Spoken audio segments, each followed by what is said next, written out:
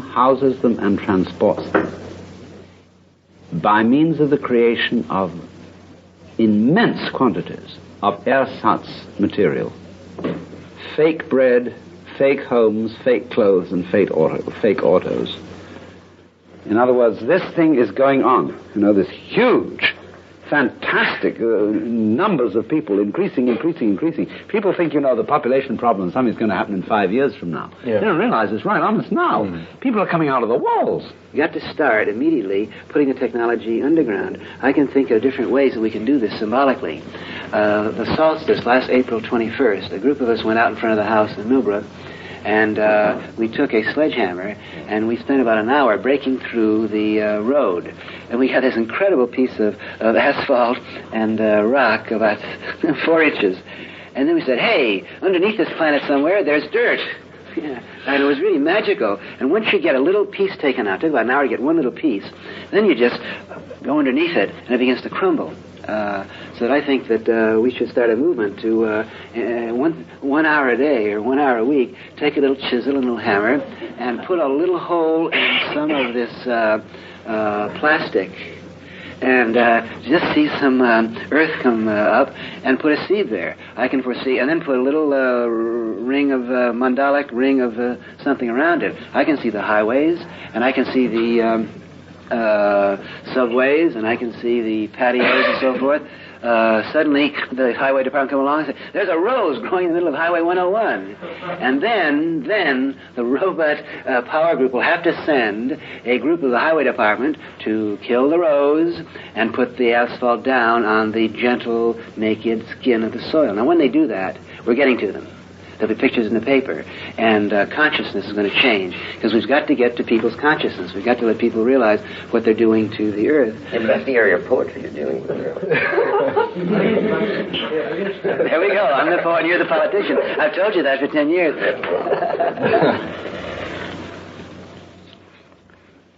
I know someone now at State who's studying psychology, and he doesn't know whether to drop out or not. He's pulled in 2 directions. I think, and many people like this. Yes, I think he should drop out, and I want to be absolutely clear on that. And the papers, nobody wants to listen to that simple 2-syllable phrase. It gets jargled and jumbled, and I mean it. Now, everyone has to decide how he drops out and when, and he has to time it gracefully, but that's the goal. Now, I can foresee that you might work for Susan Roebuck for 6 months to get enough money to go to India.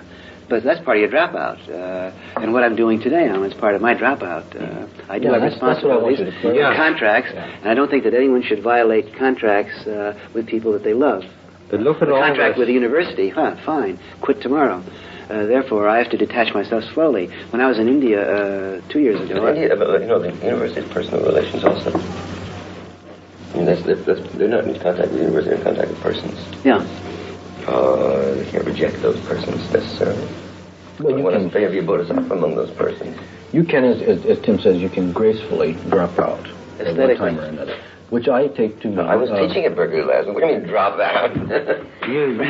You've got to do your yoga as a college professor. It's part of the thing you're going to have to go through. And after you do that, then you'll shudder and run for the door. Surely the fact of the matter is that you can do this on a small scale, as an individual, where just a few people are doing this, as they always have done. There have always been a kind of elite minority who dropped out, who were the sages in the mountains. We're talking a drama now. We're not talking about, anthropological realities.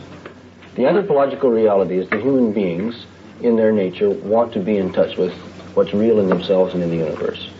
And that, for example, the longshoremen with their automation contract in San Francisco, a certain number of them have been laid off for the rest of their lives with full pay. And some of them have been laid off already for 5 years with full pay by their contract. Now, my brother-in-law's a longshoreman. He's been telling me about what's happening to these guys. Most of them are pretty illiterate. A large proportion of them are Negroes. The first thing they all did was get boats and drive around San Francisco Bay because they have all this leisure. Then a lot of them got tired of driving around boats that were just like cars, and they started sailing. Then a few of them started making their own sailboats.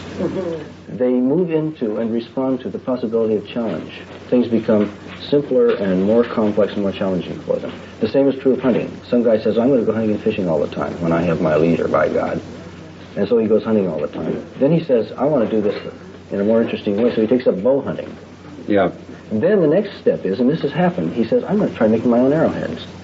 And he learns how to flake his own arrowheads out. Now, human beings want reality. That's, I think, part of human nature. And television and drinking beer and watching television is what the working man laid off does for the first 2 weeks. But then in the third week, he begins to get bored. And in the fourth week, he wants to do something with his body and with his mind and with his senses. I think that automation in the affluent society, plus psychedelics, plus for some curious reason, a whole catalytic spiritual change or bend of mind that seems to be taking place in the West today especially, is going to result, can result ultimately in a vast leisure society in which people will voluntarily reduce their number, and because human beings want to do that which is real, simplify their lives. Like the whole problem of consumption and marketing is radically altered if a large number of people voluntarily choose to consume less. And people will voluntarily choose to consume less if their interests are turned in another direction, if what is exciting to them is no longer things but states of mind. That's true. Now what is happening now is that people are becoming interested in states of mind, and things are really substitutes for states of mind. So what I visualize is a very complex and sophisticated cybernetic technology surrounded by thick hedges of trees, somewhere, say, around Chicago, and the rest of the nation a buffalo pasture. That's very close to what I... With a large number of people going around making their own arrowheads because it's fun, but they know better. You know, they know they don't have to make it. No, this is interesting. Our utopian visions are coming closer together. I say that the industry should be underground. You say it should be in Chicago. This is, yes, but that's the same idea. Yeah. But, like those who want to be technological engineers will be respected and allowed to do that. Yeah. And the other thing is, like, you can go out and live close to nature, or you can go back and... But you won't be allowed to drive a car outside this technological... Well, you won't want to. Right. You know, like that's the difference, baby. You know, no road. it's not that you won't be allowed to, it's that you won't want to. That's where it's got to be at. Because it's the same thing when we get down to, say, the fundamental questions of food. More and more one realizes that the mass-produced food is not worth eating. And therefore, in order to delight in things to eat, you go back to the most primitive processes of raising and preparing food, because that has taste in it. And I see that there will be a sort of flip, that as all the possibilities of technology and automation make it possible for everybody to be assured of having the basic necessities of life, they will then say, oh yes, we have all that. Now, we can always rely on that, but now in the meantime, while we don't have to work, let's go back to making arrowheads and to raising the most amazing plants. Yeah. What would be so funny would be is that they would all get so good at it that the technology center in Chicago would rust away. Right. They'd forget they needed it even. That's exactly what's going to happen. The psychedelic dropouts are going to be having so much fun. They're going to be so much obviously But Tim, healthier. do you see any indication among people who are at present really turned on that they are cultivating this kind of material competence? Now, I haven't seen too much of it yet. I went to... Some of those kids at Big Sur have got it. Yeah, maybe you're right. They're learning. Like a few years ago, they used to go down to Big Sur and they didn't know how to camp or how to dig latrines. But like what Martine has been telling me, and what I've seen down there lately, is that they're getting very sharp about what to gather that's edible, how to get sea salt, what are the edible plants and the edible seaweed. And the revolutionary technological book for this state is A.L. Kroeber's Handbook of the California Indians, which tells you what's good to eat. That's what I wanted you to bring out. But the thing is this, look, so many people I know who... And also what to use for Tampax, milkweed fluff.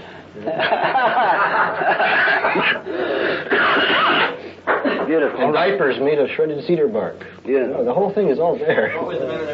A.L. Kroeber. Handbook of the California Indians. Beautiful.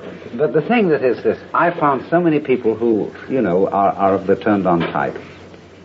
And the circumstances and surroundings under which they live are just plain cruddy. You would think that people who had seen what you can see with the visions of psychedelics would reflect themselves in forms of life and art that would be like Persian miniatures, because obviously Persian miniatures, Moorish arabesques are all reflecting the state of mind of people who are turned on. And they are rich and glorious beyond belief. Majestic. Majestic, yeah. Well, now, why doesn't it so occur? It is slowly beginning to happen, because I've noticed that recently, all turned-on people are becoming more colorful. They're wearing beads and gorgeous clothes and so on and so forth. And it's gradually coming out because you remember the old beatnik days when everybody was in blue jeans and ponytails and no lipstick and drab and crummy. What? And now something is beginning to happen. It wasn't quite that bad, but we were mostly concerned with not being consumers then. Yes, I know. Now I see it beginning to happen. Timothy here, instead of wearing his old, whatever it was that he used to wear, has now got a white tunic on with gold and colorful gimp on it. Gimp? Yes. And it's very beautiful. And he's wearing a necklace and all that kind of thing. And color is at last coming into the scene. Well, okay. Well, now let's get going back before the practical. Roundheads and before Cromwell. Yes, it is. Let's get practical here. I think we're all concerned about the increasing number of people who are dropping out and wondering where to go from there. Now let's come up with some practical suggestions which we might hope could unfold in the next few months. Or the next year. There's three categories: wilderness, rural, and urban. Yeah. Like there's going to be bush people, farm people, and city people. Bush tribes, farm tribes, and city tribes. Beautiful. That makes immediate sense to myself. Let me throw in. How about beach people? The word is evil and technology. Somehow they come together. And when there's an increase in technology and technological facility, there's an increase in what we usually call human evil. I wouldn't agree with that, no. No, there's all kinds of non-evil technologies. I'd like to ask a clarification about something. No, like flint, Neolithic obsidian flaking is technology. But in our advanced stage, it produces evil stuff. Yes, but what you mean, I think, is this, that when you go back to the great myths about the origin of evil, actually the Hebrew words which say good and evil, as the knowledge of good and evil being the result of eating the fruit of the tree of knowledge, these words mean advantageous and disadvantageous, and they're words connected with technical skills. And the whole idea is this, which you find reflected in the Taoist philosophy, that the moment you start interfering in the course of nature with a mind that is centered and one-pointed and analyzes everything and breaks it down into bits, the moment you do that, you lose contact with your original know-how, by means of which you now color your eyes and breathe and beat your heart. And for thousands of years, mankind has lost touch with his original intelligence. And he has been absolutely fascinated by this kind of political godlike controlling intelligence where he can go but, and analyze things all over the place. And he has forgotten to trust his own organism.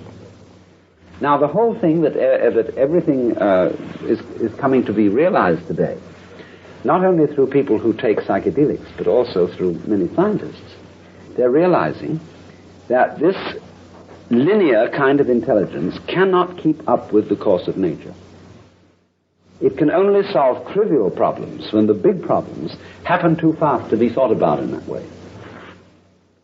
And so those of us who are in some way or other, through psychedelics, through meditation, through what have you, are getting back to being able to trust our original intelligence, are suggesting an entirely new course for the development of civilization. Well, it happens that civilization develops with the emergence of specialization in labor. Yes. And the emergence of a class structure. A class structure can't survive or can't put across its principle and expect people to accept it if they believe in themselves. If they believe individually, one by one, that they are in some way godlike or Buddha-like or potentially Illuminati. So that it's almost ingrained in civilization. And Freud said this, civilization has a neurosis, that part of the nature of civilization is that it must put down the potential of every individual development. And this is the difference between that kind of society which we call civilized